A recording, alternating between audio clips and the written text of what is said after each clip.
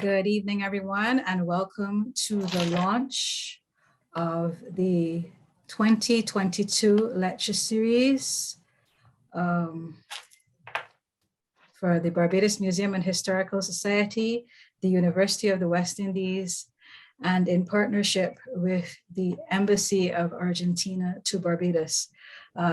We have in attendance with us this evening at the launch, Ambassador Dalmazo of the Embassy to Argentina, His Excellency Angel Gustavo Dalmazo, Sir Trevor Carmichael, President of the Barbados Museum and Historical Society, Alessandra Cummins, its Director, Professor Pedro Welch, representing the Publications and Public Programming Committee of the Museum, and of course, myself, I'm Kay Hall, I'm the Education and Community Outreach Officer of the Barbados Museum.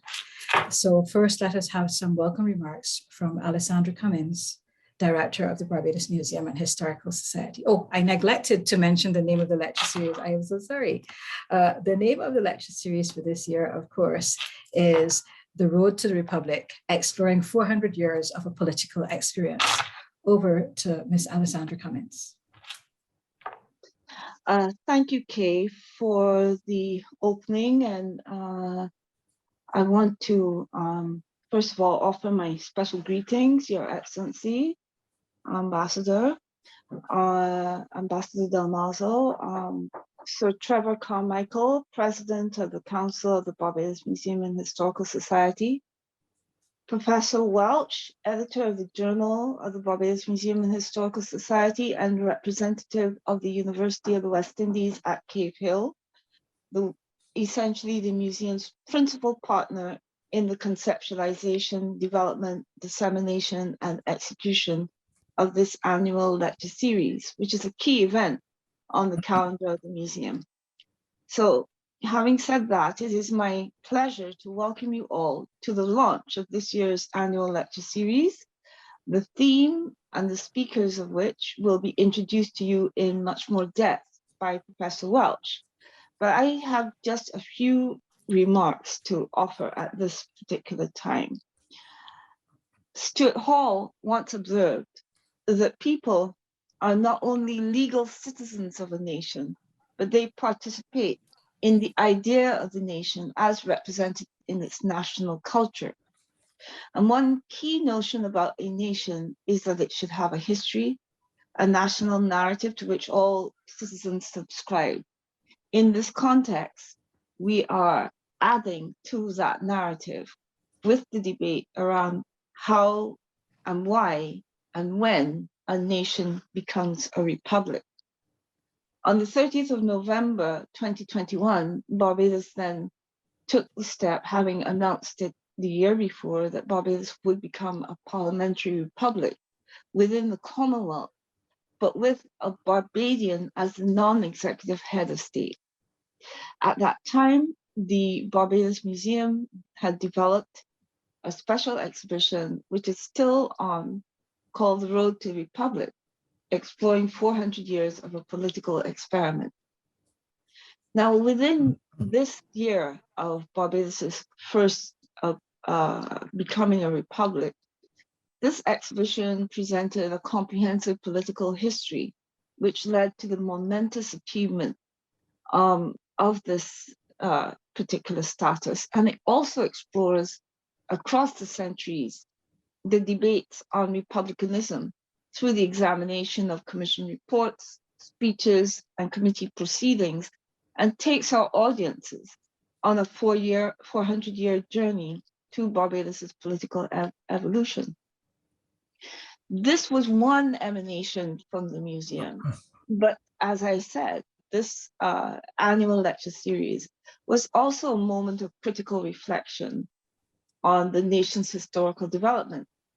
And here I would say that we had a moment of epiphany, if you like, with the consultation of our colleagues from the embassy who said, will we not be doing something special to recognize this?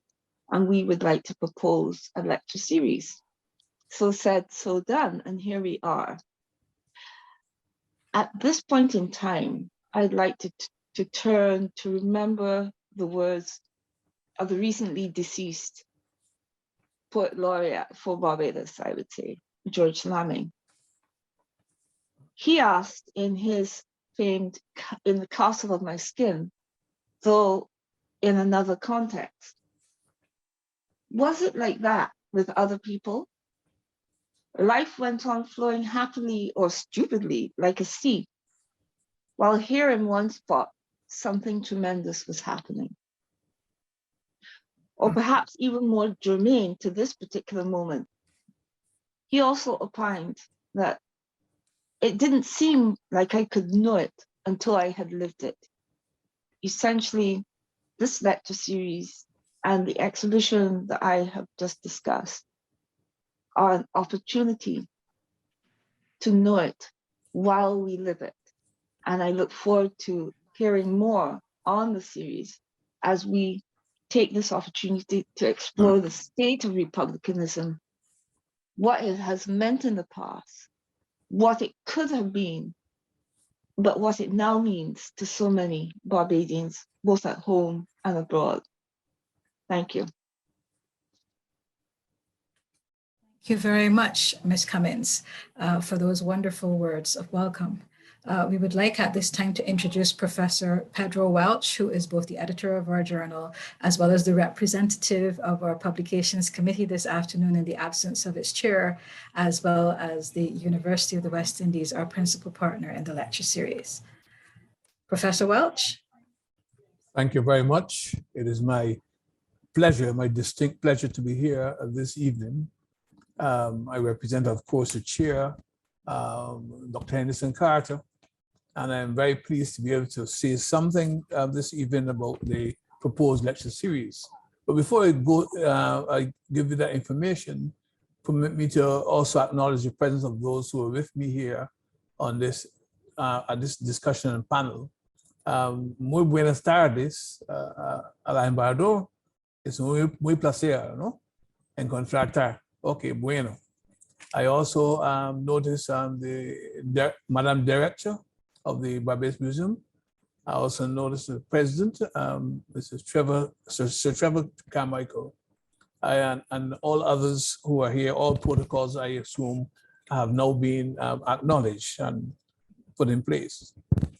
The University of the West Indies, the Barbados Museum and Historical Society, and a number of bodies have been involved for a long period in delivering lecture series that speak to aspects of the historical development of the country of Barbados, and in fact, and also of our Caribbean neighbors.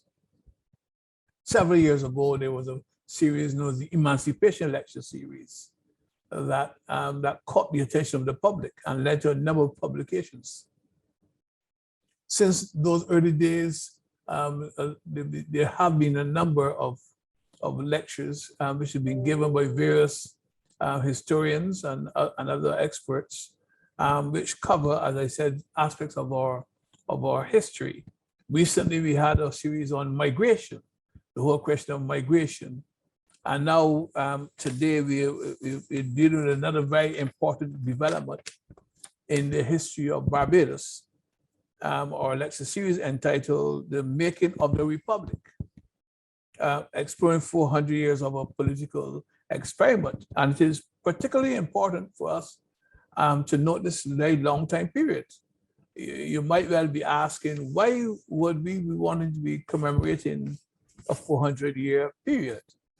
Well, of course, one of the things that we need to note is that the political systems that developed in Barbados, and for that matter in the English-speaking Caribbean, really date back that long.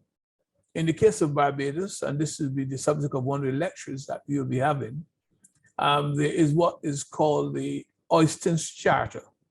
That Oistins Charter of 1652, in fact, marks the beginning of what we may call a constitutionalism in the Barbadian political culture. We all will be aware, of course, that English never really formally had a written constitution as such, but their constitutional development also traces back, like ours, to what was called Magna Carta. That build that set of rules and regulations that seem to guarantee to the people certain rights and privileges. Well, that was England, 1215 Magna Carta, but Barbados, 1652, as a result of a struggle against the English imperial authorities under Cromwell. At that time, there was a charter that was signed, and that charter led to certain rights being granted to Barbadians, but most importantly, to Barbadian, I can't say to all Barbadians, because as we will discover in this lecture series, there's a large proportion of the population that had no say whatsoever in what kind of political systems developed in the country. But certainly in 1652, the planters, the ones who put in place the Oyston's Charter in collaboration with the imperial authorities, they had no intention whatsoever of extending the rights and privileges that they sought to the African masses who worked and slaved in Barbados. Absolutely no intention whatsoever. Yet, that is not to say that the articles, the Oyston's Charter did not contain in it important Republican principles, which we'll see later in our lecture series, which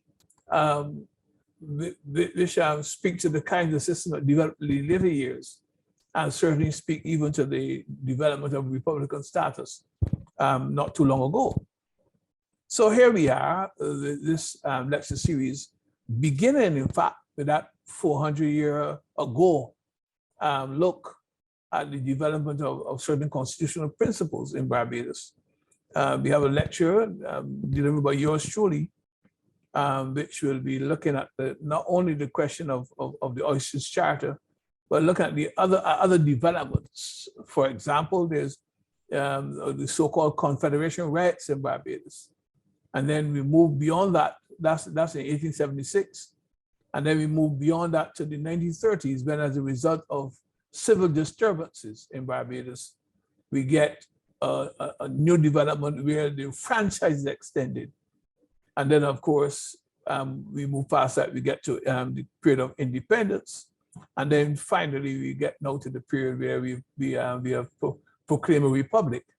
Incidentally, given the long history that I've been speaking about, you might note that the late Professor Simeon McIntosh declared very loudly, very forcefully, that Barbados was always a republic. Now, there may be many who will disagree with Professor Simeon McIntosh, but he was a constitutional expert.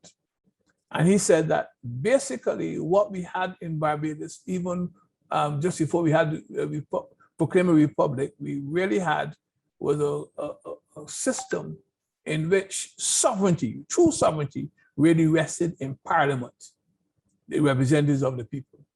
And that's another discussion, another debate. But I just thought to throw that one in to let you know that this issue of republicanism has occupied some attention for some time. And certainly Simeon McIntosh's views ought to be looked at and discussed within the context of what we have now achieved. In addition to the lecture, I said by yours truly, we also have a special panel, here's where our friends from Latin America. I think we have persons from Argentina. We have possibly also persons from Cuba who will be with us, and the discussion will surround the meaning of friends of all and satellites of none. This represents another aspect of Barbadian development. So that after the initial 400 years ago look, we then look at the whole question of what happens when Barbados becomes of age as an independent nation. What goes on there? And so then we look at that time also at comparative republics, because we're also pretty aware that most, if not all, Latin American countries are republics. So that discussion will be a very interesting one, and we want to we see how happy we are for the involvement of the Embassy of Argentina and the representatives thereof in this particular series, lecture series, and the discussions. We've also got a presentation by Mr. P.J. Wickham, well-known Barbadian, and I want to be very clear here, political activist. There are many other hats he wears, but he's speaking as a political activist, and he's going to be looking at the history of elective politics in Barbados, and that moves on very well, very smoothly from that early discussion on the Oceans Charter and onward. We also have with us His Excellency, the Honorable David Commission, who is going to be addressing the issue of the nationalism impulse. That will form a very important part of our lecture series as well. We look at the development of national political institutions and cultural institutions as well. And then we have another political activist, but also very well known in Barbados political personality.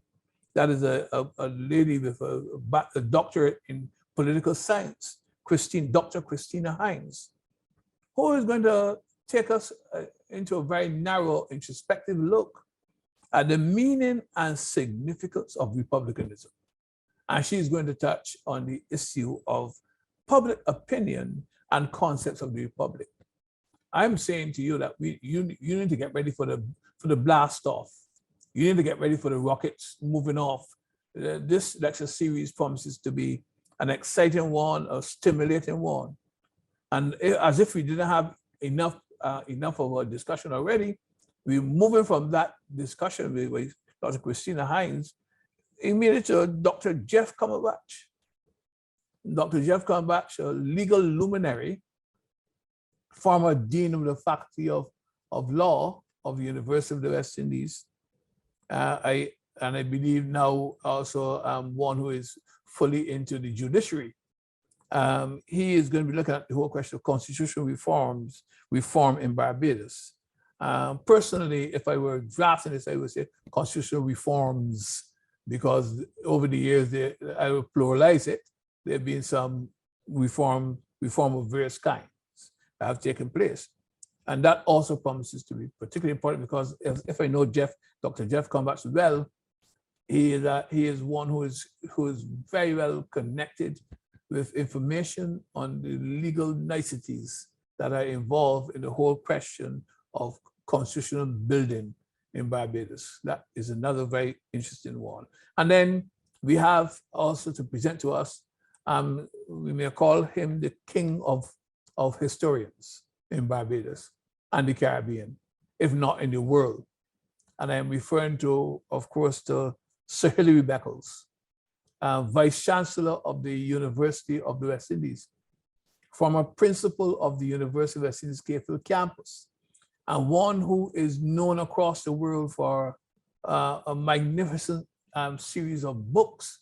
I do not think there's another historian in the Caribbean and outside of the Caribbean with such an impressive list of publications on various aspects of history. So he'll be looking at the question of popular movement towards decolonization and independence.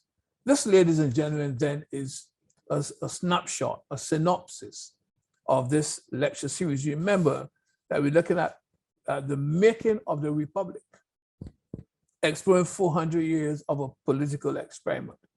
And I wish to invite you to sit in your seats, get ready for the blast off, because we're going to be going skyward as we listen to the various presentations and as we get greater insights into what this thing is that we call a republic. So thank you very much for being with us this evening. Again, to our ambassador, muy buenas tardes. Otra vez, que tenga buena tarde. Have a good evening, everyone, and listening to the other aspects of our program. Thank you. Thank you so much, Professor Welch. At this time, we're going to have some special remarks from our invited partner as a part of this lecture series. As has been mentioned on the program before, the Embassy of Argentina reached out to us last year to ask if we were not going to find some special way to perhaps discuss and celebrate this new becoming of a republic. And that gave birth to this year's lecture series. And we would like at this time to invite His Excellency, the Chargé d'Affaires of the Embassy Argentina, Ángel Gustavo Dalmazo. Good afternoon. Thank you very much for this invitation. President of the Museum Council, Sir Trevor Carmichael, Director Ms. Alessandra Cummings, Professor Pedro Welch, and Ms. Kay Hall. Dear friends, thank you. Thank you all. It is an honor for me to share this table with you and to participate in this cycle of lectures. As the museum staff and the authorities recall, last year I was, I would say, annoyingly insistent on the idea of reflecting on Barbados' transition to a republic. The embassy even organized an art exhibition, and we had the pleasure of having Ambassador Commission delivering a passionate presentation on decolonization, reparations, and current political challenges in the region. So I am truly happy to see this idea materialized with the usual professionalism and quality of Barbados Museum and Historical Society and the University of the West Indies. And I am glad to see that the program has been designed with a broad perspective, trying to think about this transition from its deepest historical and cultural roots, starting with the colonial period and considering not only the national dimension, but also the wider regional and global framework. I think that this transition is a very important event, not only for Barbados, but also for the Latin American and Caribbean region and the current non-self-governing territories. It reminds us that even today, and although the issue may not be part of the most urgent global agenda, we are daily confronted with remnants of the colonial past that persist in different ways. The current discussions and claims on reparations are a proof of this, and the excellent reception of yesterday's presentation of Prime Minister in the Time Summit shows that the issue have a place in the agenda and need to be considered seriously.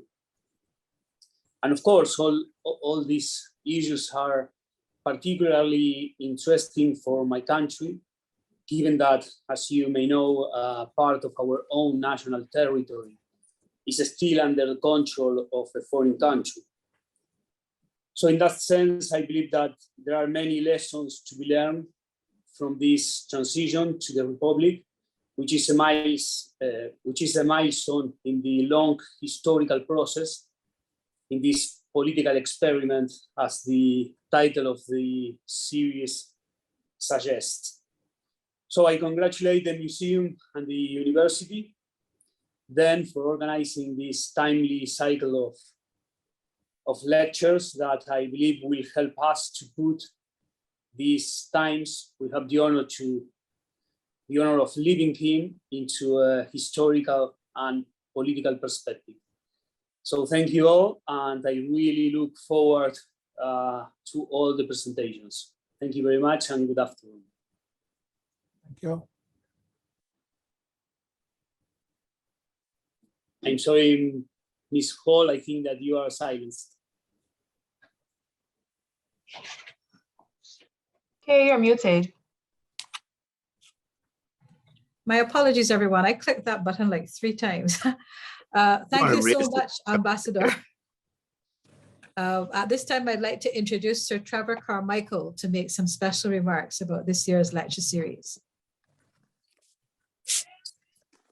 Well, I may say that all the protocols have been observed, but I would still like to pay a special welcome to everyone in my capacity as president of the society. Let me just do a little something here with my screen.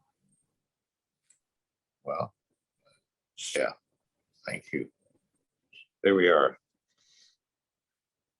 It's a pleasure to be able to make some brief remarks this afternoon, and to do so after having such wonderful introductions to the lecture series, which give a good flavor as to what this lecture series is about.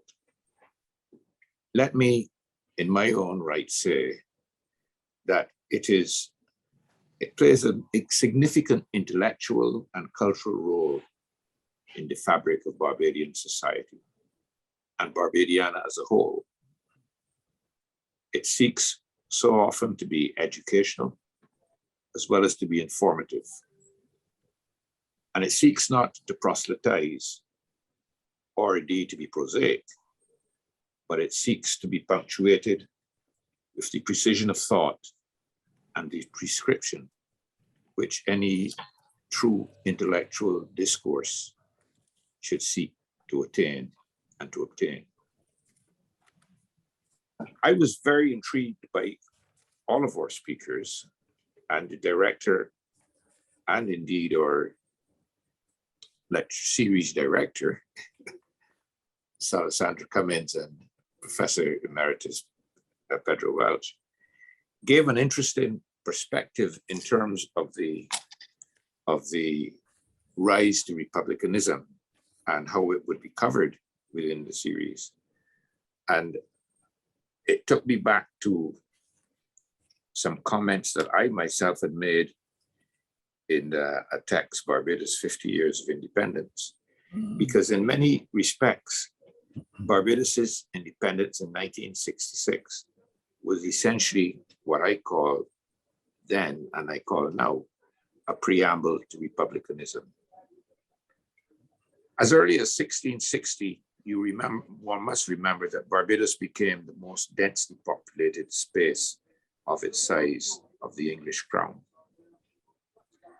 Financial fortunes were so large and narrowly distributed that the Barbados Interest, as it was then called, wielded a political influence in Whitehall of the 17th century, which some have compared to the oil lobby of the 1980s.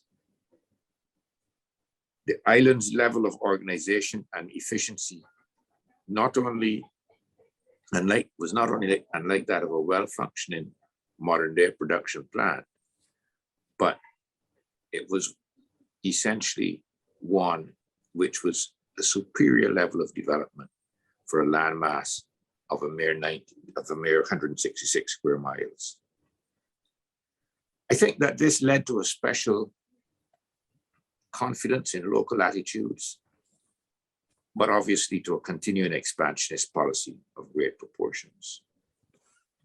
And if one remembers and cogitates on the subject, one would recognize that Barbados's migration has therefore probably been the most multi-tiered of any country, and it is surely the most complex of any comparable landmass.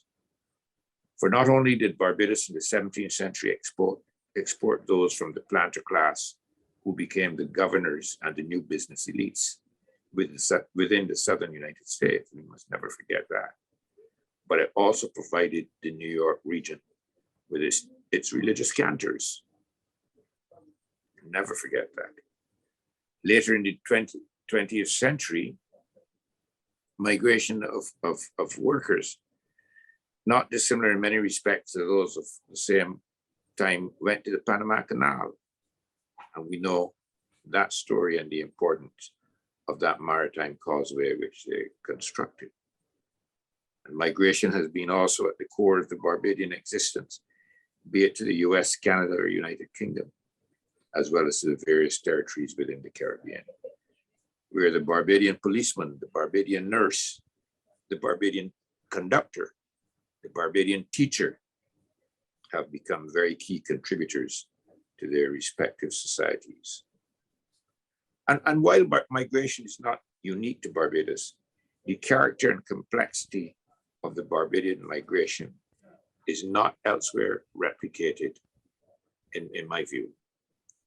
And I suggest that this springs from the combination of the country's early years, where excellence has abounded in the international arena, even though Barbados is a small landmass to otherwise comparable nations. And this brings us up to the whole concept of the Oistins Charter.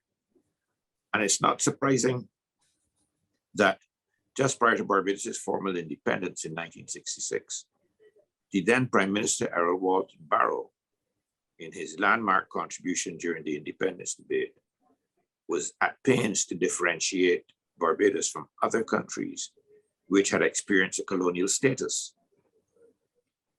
Barrow noted that the declaration signed in Barbados at Oistins in the Mermaid Tavern between Barbados and the government of the United Kingdom ensured that Barbados' relationship was never one of status, but one of contract, as was otherwise the case with the Crown Colonies, which only achieved internal self-government in the decade of the 1950s. The relationship of contract was initiated when the people of Barbados agreed to pay 4.5% in exchange for the repeal of the navigation laws vis-a-vis the merchants and colonists of Barbados. Barbadians and the Barbados spirit are grounded in this ethos of certainty of confidence. And this is at the bedrock of Barbados's republicanism and its move to republicanism, as it were. I will only say those remarks in relation to what we will be hearing during the lecture series, and which has been so carefully and elegantly and eloquently pointed out by Professor Welch, our distinguished lecture series, not just coordinator, but chargé d'affaires, if you will. But I want to move on now to another aspect of this lecture series, and that is the aspect of the relationship with Argentina. And in this regard, I would like to again formally welcome the Argentine embassy and its and particularly its chargé d'affaires, who is here with us today, Excellency Angel Gustavo Del Maso. I wish to thank, on behalf of the museum, the embassy, for its generosity in terms of, well, I wouldn't say in terms of anything. I would say it's multifaceted generosity. And why I say that is because Argentina, especially within the last 5 years or so, has been playing an important and increasingly significant role in terms of the bilateral ethos which it's created with Barbados at many levels. So I say a special welcome to. But this welcome, I say, is special to Argentina because something that we might not take to heart as much as we should is that Argentina's museum diversity is one which I would like to see Barbados as a new republic emulate and aspire to achieve. Argentina has museums specifically related to dance, to art. The Angel Maria de Rosa Municipal Museum of Art is amazing. Maritime museums, it has many. Naval history museums, archaeology, history, aerospace, automotive, very specialized, military and technology. As a director, not only could tell us, but would tell us, because she has been at the forefront of much of the museum, if not all of the museum expansion in Barbados, in one way or another, even quietly so when she's not obviously at the forefront, but always there and always being a critical and the critical voice. You know, we have sought to do that type of museum expansion and museum diversification here in Barbados. We have a sugar machinery museum. We have the Museum of Parliament.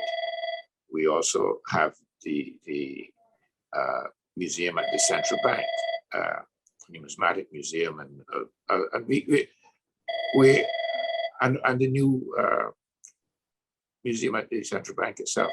So we have been also seeking at our level that diversification, such as you have in Argentina. And we are hoping that as republicanism grows on us, that we will expand that museum diversification and so enrich the population and give the population reason to retain that level of confidence, that level of certainty, that level of ambition, that level of satisfaction, which promoted and prompted Errol Barrow to speak of friends of all, satellites of none, which prompted Errol Barrow to recognize that the Oistins Charter meant that Barbados had long escaped the stains of Crown Colony government and colonialism, longer than many of us may have been aware.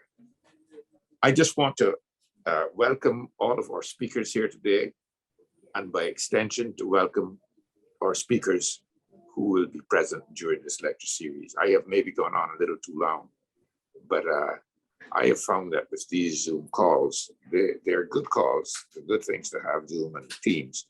But sometimes when we start, we get a little carried away, and I may have got a little carried away in a way that never happens when I speak otherwise. So I'm just getting used to the new technology. And if I have been a little too long, I crave your indulgence. Thank you very much. I think we lost Kay. I ran her away. Hardly. Thank you very much, Sir Trevor, for those remarks. I think that it was a fitting end, and you did not go on too long. And I really very much appreciated your remarks. Excellency Angel, muchísimas gracias. And for you also, Professor Welch, we really appreciate the ability to be working with you on the lecture series, as well as the journal and any publication that will result from the lecture series in the near future. I think that Kay had anticipated that there might have been some question and answer, and I have not seen any questions come in. Elena, perhaps you could tell us where we are at the moment. But I think if we don't hear from Kay very soon, then we will probably sign off on this event. Oh, here she is, back. Okay, over to you, Kay. I said thanks on your behalf, so yeah. Thank you. We will be, at this point in time, we'll be inviting any questions from either our audience on Facebook or our audience on Zoom. To ask any questions about the lecture series. And also, should any of the panelists like to make any additional comments while we wait, that is also quite appreciated. But while we are waiting, I would also like to encourage our audience to come visit the museum. We have an exhibition in our all gallery. We can't hear you.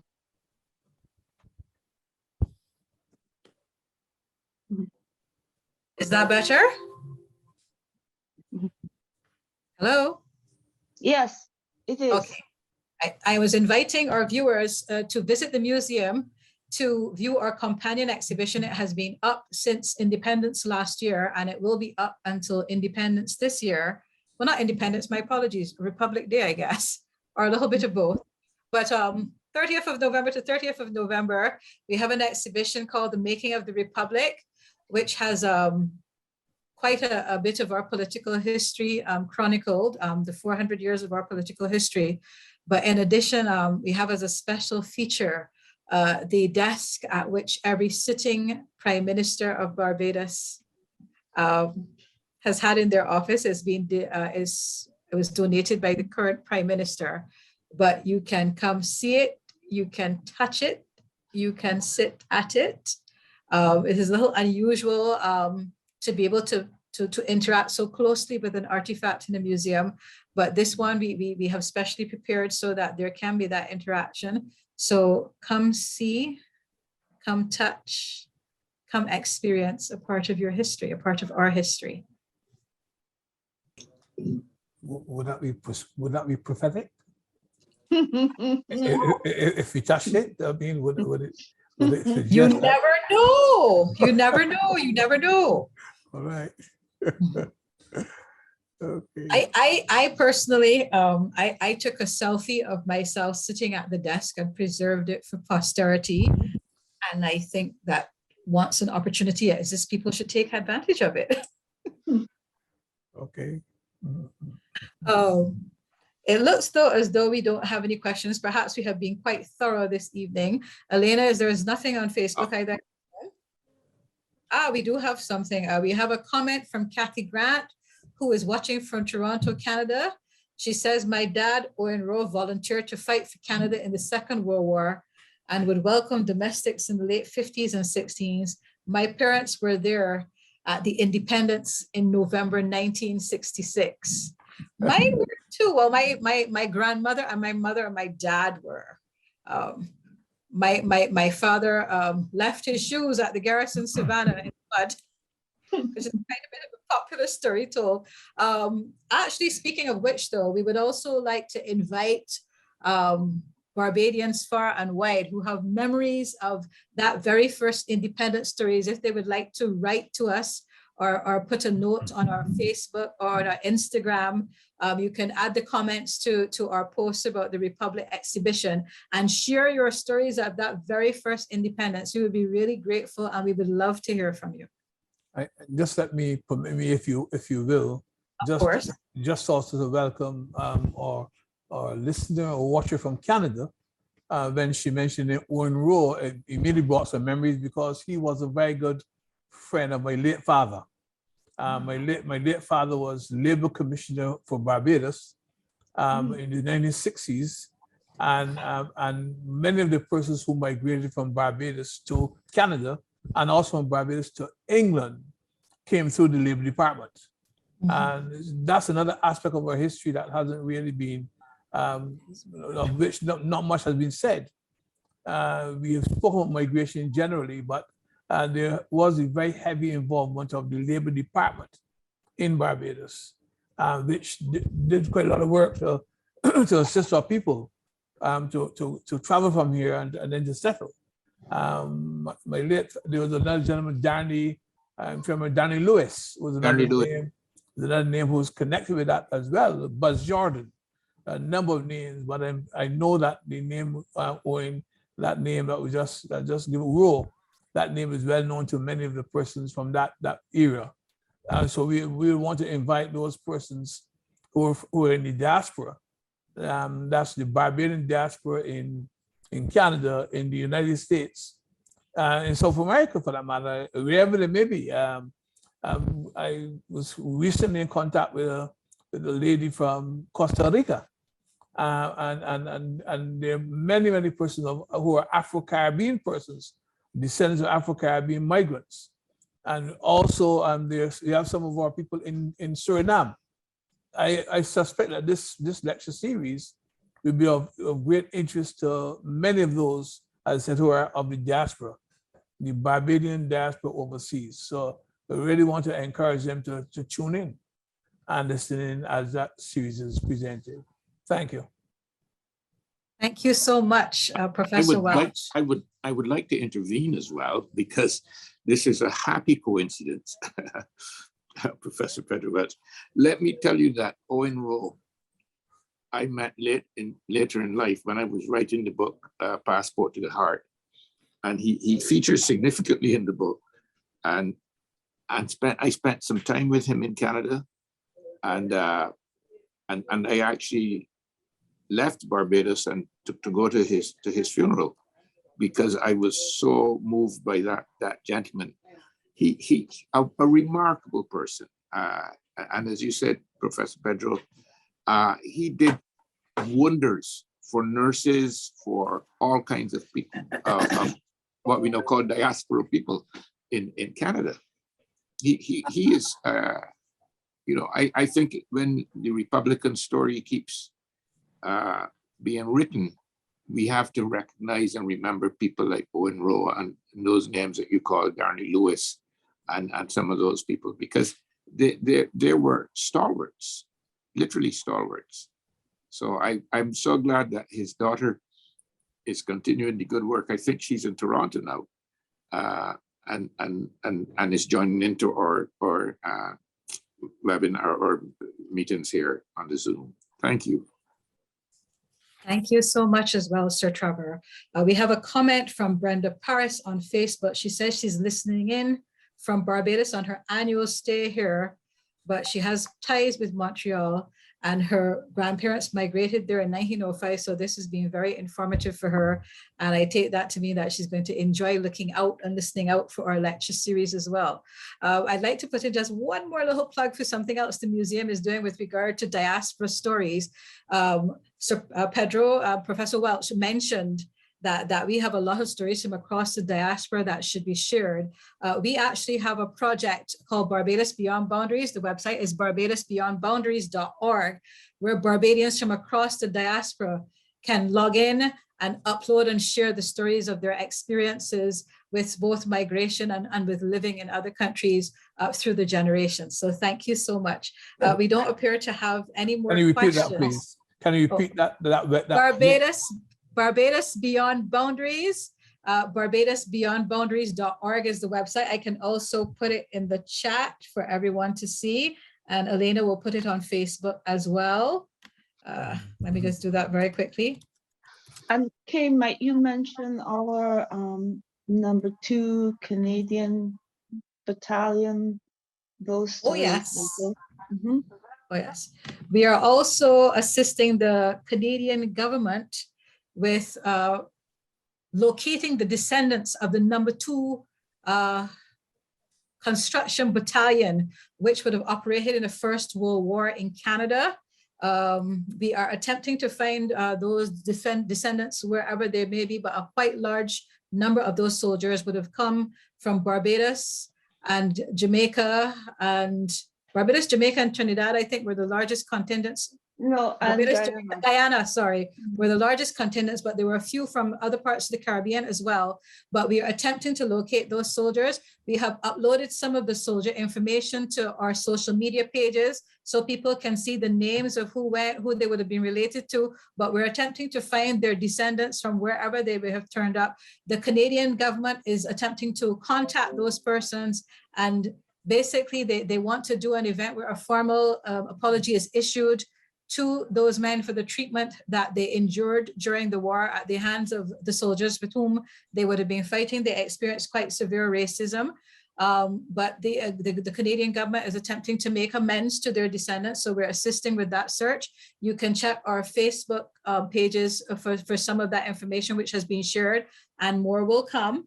We also did a film feature, which is also on both our Facebook and our YouTube, where you can see a film which details, a documentary film which details, a docudrama, I should say, which details the experiences of those soldiers during the war. So you can look to our pages just to get a little bit more information, but you can log in and take a look at our social media and experience all of those projects. I'd like to thank everyone for joining in this evening and sort of ushering us in as we launch this year's lecture series. We should be seeing you over the next 6 to 8 weeks as we discuss various aspects of the becoming of a republic in Barbados, and look out in our social media for a listing of the lectures and who will be speaking, what date, what time. Our lectures will